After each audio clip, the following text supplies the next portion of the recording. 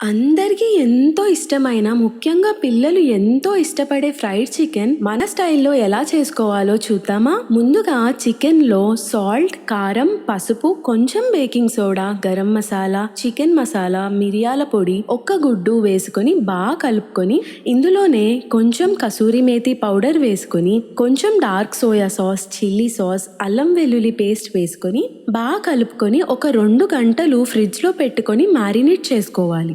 ఇప్పుడు కోటింగ్ కోసం మైదా పిండి, కొంచెం శనగపిండి, కార్న్ ఫ్లోర్ వేసుకొని ఇందులోనే పెప్పర్ పౌడర్, కొంచెం సాల్ట్, కారం వేసుకొని బాగా కలుపుకొని పక్కన పెట్టుకోవాలి.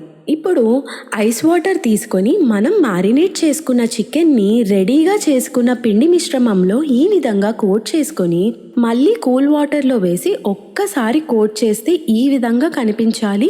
అప్పుడే క్రిస్పీనెస్ వస్తుంది, గుర్తుంచుకోవాలి. ఇప్పుడు మరిగిన ఆయిల్లో చికెన్ని డీప్ ఫ్రై చేసుకొని తీసేసుకోవడమే. ఎంతో క్రిస్పీగా టేస్టీగా ఉండే ఫ్రైడ్ చికెన్ రెడీ.